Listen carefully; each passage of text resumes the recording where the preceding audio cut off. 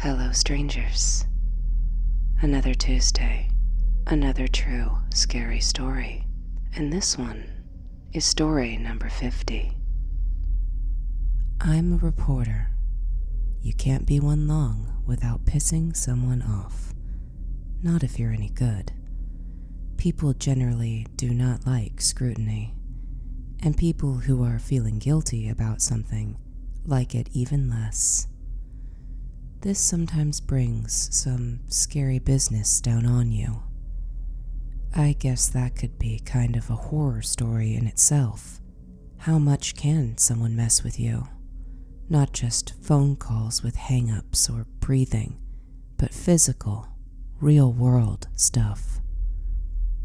I've had people leave garbage on my windshield, marshmallow fluff in my tailpipe, dig up clumps of my lawn, and if they aren't caught in the act doing it, police will tell you outright that there's very little to be done.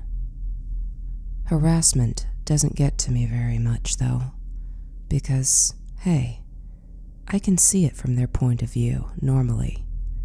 They did something wrong, they got caught, and now, embarrassed and defensive, they want to pay back that pain.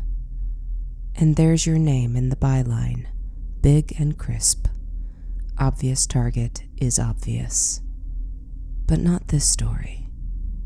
This story bugs the hell out of me, because I don't get it. I've lost sleep over it. I've circled it so obsessively I lost a girlfriend over it. There's a truth in everything, but in this one, I can't seem to find it. So I'm writing it here and tossing the whole thing away from me, like an unlucky penny into a wishing well. Here's my wish, that this story, plaguing me like a popcorn kernel in my molars that my tongue can't dislodge no matter how many times I try, either gets buried in the other stories that you've asked for, or finally finds its way to someone with some answers. Last year, I was just starting out on the reporting beat, with my off-the-rack blazer and cheap patent shoes that squeaked when I walked. The new boy usually catches the real non-story news, local interest, puff pieces, that kind of thing. It was fine by me, though. I didn't expect to get handed in cold blood on my first day. I just tried to do my best with each piece that I got. When I received a text from my chief editor about a house fire with a family that survived, I was already prepping questions with that optimistic slant. Sure, we'd need some details, but obviously the ending point would be one of hope, gladness, or so I thought. When I met the family, it was at a restaurant attached to a hotel. We made our introductions over dry club sandwiches and went over what questions I'd be asking. It was a family puff piece. There was no need to try and catch them off guard. A big piece of the story was its hero, their 11-year-old son, Tyler. But when I asked Tyler how he'd known, had he smelled smoke, had he heard an alarm, he shook his head. His response was, "The man told me." I asked him, "The man?"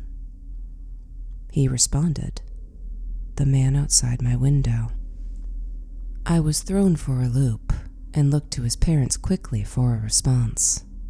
Unlike me, they weren't thrown by this. They were, in fact, beaming. His mother proudly proclaimed that the boy was talking about his guardian angel. Oh boy. My parents had me in Sunday school as a kid. While I never had much of a problem with that, once I was old enough to stay home on Sunday mornings, I found that the bland cheese and cracker snacks and overacted Bible stories weren't as intriguing to me as staying home with my toys and TV. It just didn't take, so to speak. Back then, I found myself in the religious Switzerland of agnosticism, very neutral on the topic. But I had a job to do here, and it wasn't tell the story of how I personally felt about angels. It was human interest, not Timothy interest. so I asked Tyler to tell me the story. And he did, in that meandering way kids tell stories. He told me that he had stayed up until 8 p.m. to watch his favorite show, but when he saw it was a rerun, he'd gotten distracted. He picked up and paged through a comic book while the show played, reading by the flickering light of the TV and from the streetlights outside. And that was when a shadow fell over the comic book. Tyler looked up, expecting it to be one of his parents standing in front of the TV, blocking the light. But when he did, he saw that there was no one in front of the TV. Slowly, he turned to the other light source. There, in the window, was the face and shoulders of a man. The man had long, curly hair down to his shoulders, which, per Tyler, was like the Jesus picture does. And this man was smiling at Tyler, then mouthing a word that stretched his lips a bit, exaggerating his smile. And the word was fire. Tyler, taken aback by the sudden appearance of a man in his window, jumped up, shouted for his parents as he ran from the room, leaving TV, comic, and strange Jesus hair man behind. As he tried to explain to them that someone was trying to break in, the fire alarm in the house began to shrill. The family got out, even having time to grab photo albums and the family pet, a grumpy calico cat named Harold. As the family gathered on the lawn, they turned to see the side of the house, the side where Tyler's window looked out, completely consumed by flames. I was starting to feel a little unnerved as the parents began to override Tyler's story, interjecting details and continuing the sequence of events. For one, these two people had just lost their home. This is, by all accounts except theirs, a traumatizing experience. But they sat there with peaceful, contented expressions, the delight of an angelic visitation overriding the painful loss of their home. By Tyler's account, they hadn't even seen the man, but they sure were going on and on about it. Tyler's room was on the second floor. There were no trees outside the window on that side of the house. There was no trellis or porch roof on which to stand. For Tyler to have seen someone, solid and clear, through his window was impossible. And what sort of presence would, moments before disaster, warn the family, save them from it? Clearly, only a blessing from on high. I took my notes, keeping my mouth shut so as not to disturb their flow. We got a few pictures snapped of the family. We thanked them for their time, and my photographer and I left. On the way back to work, I asked my photographer if we could make a detour and cruise by the house. He agreed, and we did. It was still under investigation, so when we pulled up, the arson investigator was still there, pacing about and taking notes. We greeted him, explained our presence, and asked if it would be okay to take a few photos, to which he had no objections. As my photographer dutifully captured the front of the house, and then the side where Tyler's bedroom was situated, we did confirm part of the parents' exultations. There was no tree, no trellis, no ledge on which a man could stand to peer into that window. While we were, the arson investigator was watching us. I get the feeling he'd been sizing us up, maybe reading our expressions as we admitted parts of the story we'd been told were true, and he presumably decided we weren't buying the whole angelic encounter. Maybe that's it. Or maybe he was bored and wanted to spin his own yarn about the situation. Sometimes the whole journalist bit feels not unlike a priest ready for handy confession, ironic in this instance considering. The investigator sidled up to me as my photographer snapped away. Wanting to acknowledge him, you always want to make friends with people like arson inspectors when you're a local news reporter. I said something like, "So, standard fire here. Nothing too uncommon, yeah?" He chuckled a little and began to nod. but then he looked at me, barely turning his face from the house, and told me, mostly. His gaze returned to the front of the house, tracking my photographer's movement. He added that there was something odd about this one. I made no move to pull out a tape recorder or write anything, lest I scare him off or make him ask the dreaded off-the-record question. I let my inactivity imply it wasn't on the record, without committing to anything actually being a just-between-us conversation. The man continued. He pointed out that the point of ignition was indeed Tyler's window. Just happened to be right there at the exterior wall of the boys' room. There aren't a lot of circuit breakers in a second-floor exterior wall window. It was everything I could do to not whip my head towards him. I stumbled out something, asking if he thought, if it wasn't bad wiring or something like that, could it have been set deliberately by the man that the boys saw? The inspector blew out his breath, backpedaled a bit, saying not necessarily. Either to himself or to me, I couldn't tell. He said there was no clear impetus. No broken jar glass full of kerosene, no evidence of any flammable projectiles. His guess was maybe the boy had a candle, caught the blinds and got away from him before he could put it out. I couldn't help myself at this point. I turned to him. I asked him if he'd found wax or singe marks. I tried to sound like I knew the correct terminology. This specialized inspector would infer some sort of common ground of understanding between us men. The inspector started to shake his head no, but then caught himself. He took a step away from me, a sure sign I'd screwed the pooch with my interest. He told me that I'd have to wait until the investigation was done, and that anything else was pure conjecture.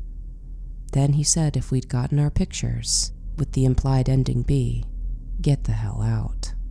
I took the hint.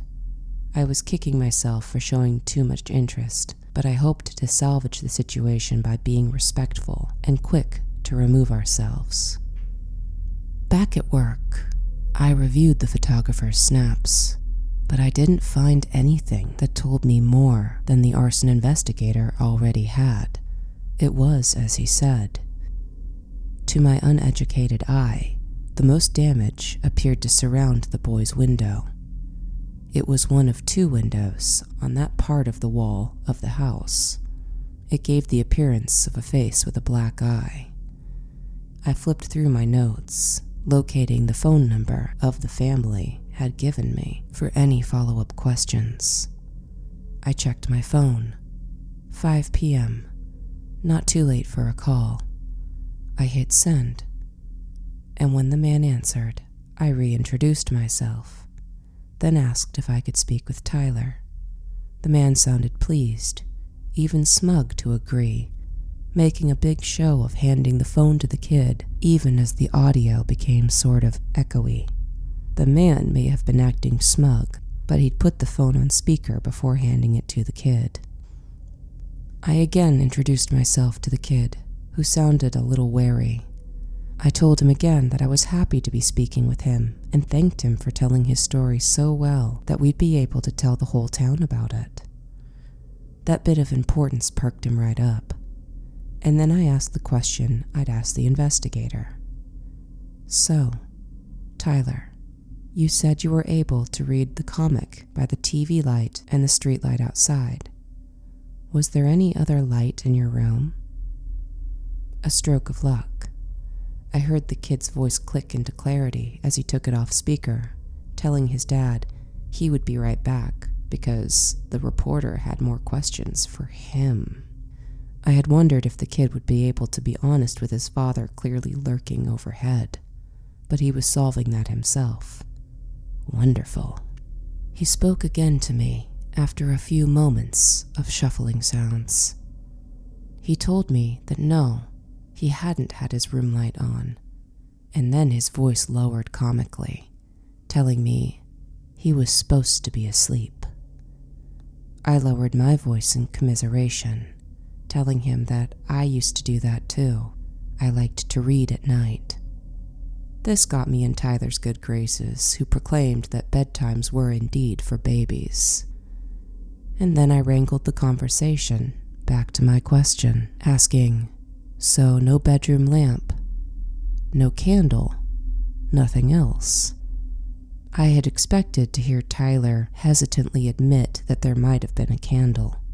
It was the only thing that made sense, but his response was immediate. No. His mom said no candles, on account of they could tip over, and wax would get everywhere. I mused on this as I reviewed a crispy exterior shot of the kid's window. The candle had really been my best guess. Now caught flat-footed, I returned to asking Tyler about the man. The voice was a little less bold now. He said, yeah, but there was a hitch in it. I had to press my luck and ask quickly before the kid decided he was done, and I asked if Tyler believed the man was an angel. There was another pause. Then the voice came back, again in the kids telling secrets low tone, and I wrote down his response word for word. Yeah, but I don't think he was a good one. I had no idea what to say to that. I could only repeat his own words and hope he'd fill in something to go on. I asked him what he meant by a good one. Quote, "I don't think he's good. His eyes weren't good eyes. All black, all filled in with black. Black-eyed." I recalled how I'd mentally described his house as having a black eye, which was weird. I pressed on, but beyond that, Tyler wouldn't say. Or couldn't. He told me that his family was going to dinner, handed the phone back to his father, and shouted bye. The father didn't bother to speak with me further, letting his son's goodbye speak for all of them. He merely hung up. Now, I had a clear instinct that something was up, obviously. But I also had a deadline. My editor had made it clear he wanted a puff piece, and I had rent to pay. So don't judge me too harshly for turning in a piece that sidestepped the black-eyed man entirely. When the arson investigator concluded his inspection of the blaze, we got to do a follow-up. I reviewed the report. Sure enough, it concluded no arson. Potential electrical, pay the family their homeowner's insurance payout, and send them on their way. I dutifully typed in the last line and submitted it. I should have already been on to the next piece. But I couldn't. The kid's weird comment about it being a bad angel. The arson investigator's own odd feeling about the thing. The lack of electrical in that spot of the wall to cause a potential electrical. Was that what kept this mosquito buzz of a distraction in my brain? Or was it the parents? The weird zen they'd had about nearly losing their lives because an angel was involved. How their desire to paper over a tragic incident with, like, a chick tract was just so off to me. Even the secrecy in which their kid, Tyler, knew not to insinuate the angelic visitor wasn't coming from the home office, so to speak, in front of his parents. These things wouldn't stop bothering me. So much so, I ended up calling an old pal from college. She too was a journalist, but she'd minored in theology and now wrote for a religious paper further down the eastern seaboard from me. When I asked her if bad angels were a thing, she didn't laugh me off as I'd expected. She told me that there were the Nephilim. Technically, they were half angels. Dads were angels, mothers were the daughters of man. Humans, you know. Sunday school education aside, this was news to me. But she insisted that they were in the Bible if you knew where to look.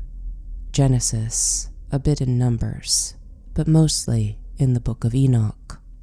I'm sure I'm not the only person here who was taught all the books of the Bible in a sing-song to remember them in order.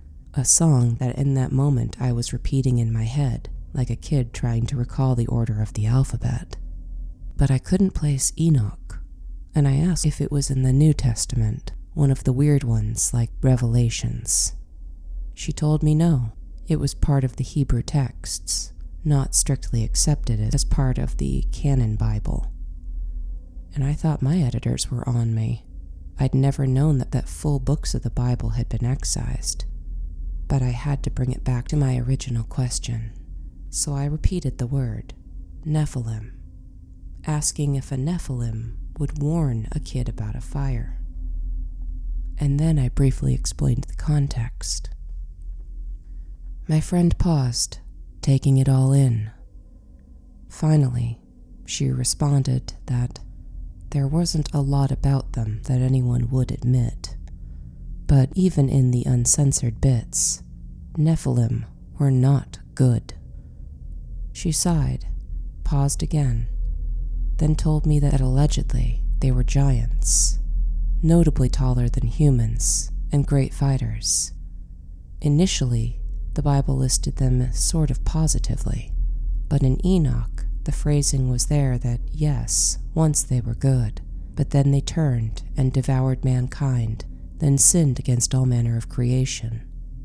Hence, the big wet do-over, Noah's flood. She told me there was more interpretation, but ultimately it was insinuated that Nephilim, who survived the flood somehow because they did pop up again and again later, taught humans new ways to sin, waging war, coveting wealth, wearing makeup, all the bad stuff the flood was meant to wipe away. Also, if you think I'm making that part up, quote, Nephilim taught men to make swords and knives and breastplates, and the beautifying of the eyelids and all coloring tinctures. Remember that little passage the next time you're eyeing a coveted eyeshadow palette. There were more clicking sounds from her end of the line, and then she came back over, clear, telling me that there was more, sure, but that she had to warn me that this was one of those areas that people seemed to treat as infectious. A lot of her colleagues, for example, would be mad I was even asking these questions.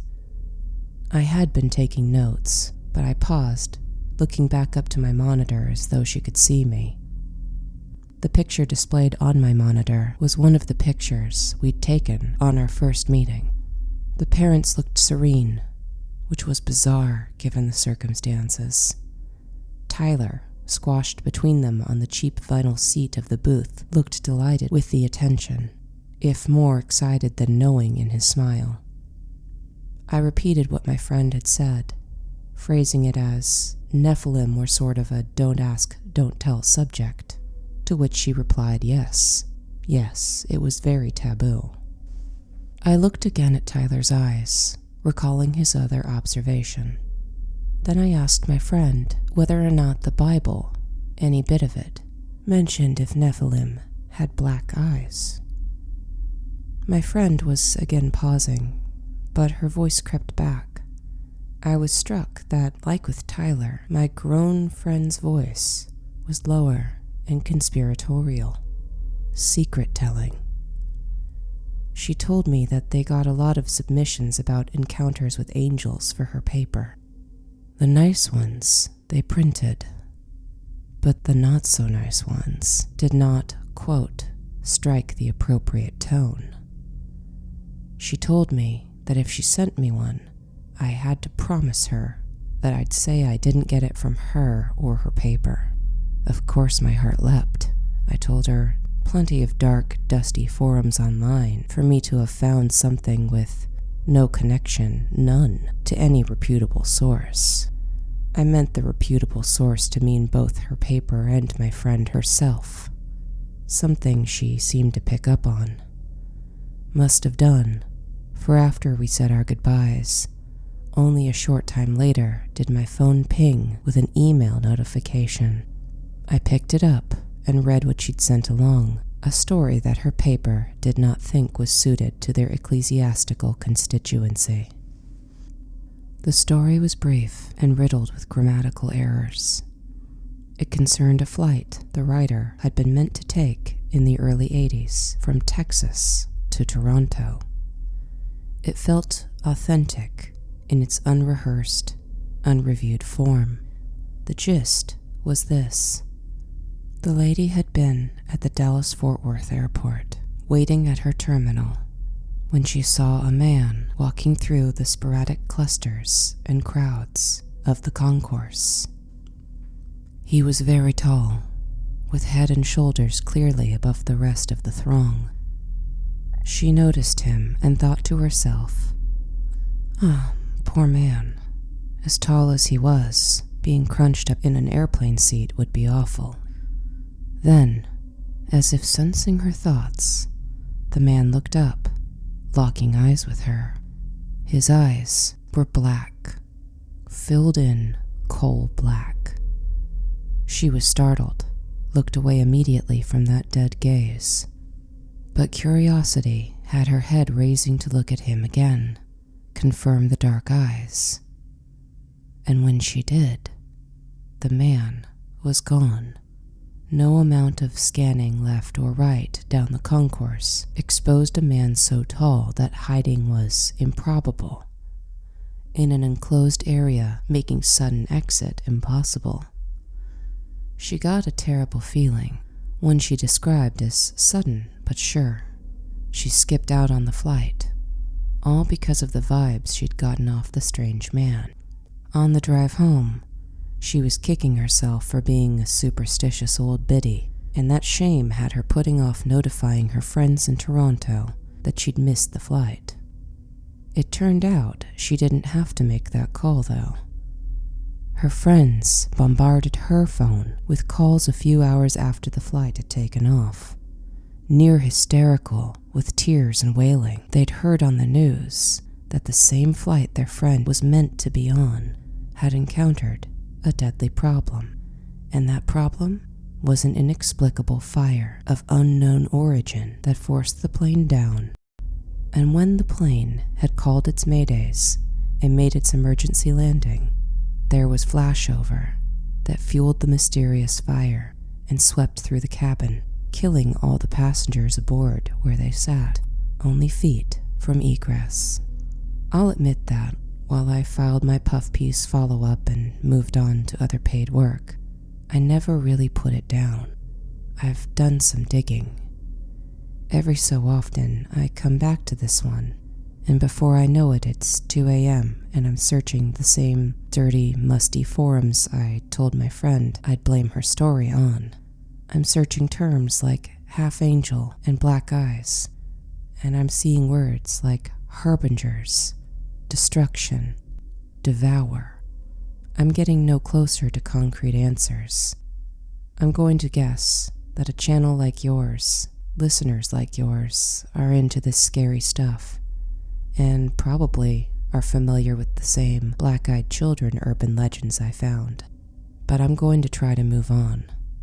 The uncertainty of this is more trouble to me than it's worth, especially since, from what I've seen, a conclusion, the truth of the matter, isn't likely to be found. Thus, I pass this nasty little baton off to you, my friend. I wish you luck with it, I do, but I can't help but wonder if I'm passing it at all. I hope I am. I haven't been sleeping so good lately, you see. Like my man Tyler, I find myself staying up past bedtime. Well, he told me he had a story for me, and it was a long one. I guess we know he was telling the truth. I'm not sure what to make of it personally. Love to know all of your thoughts, but I've always been of the camp of not staring into the abyss, lest it stare back into you. If you'd like, please use the like button. Comment, use the comment field. If you'd like to be notified when stories like these drop every Tuesday and on secret holidays as determined by yours truly, feel free to subscribe. I'm just really grateful you stumbled upon this channel and gave me your time. Until next time, take care, my strangers.